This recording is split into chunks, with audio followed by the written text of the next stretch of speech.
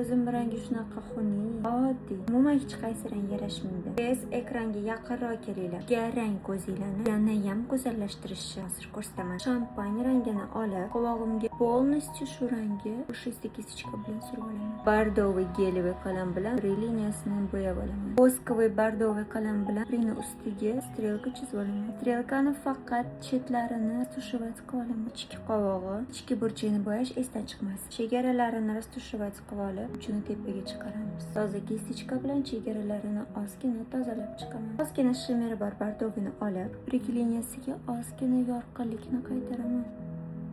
Shampaniya rangini olib, shofkani ozgina yumshataman. Rini curler qilib, jigarrang tush surib olaman.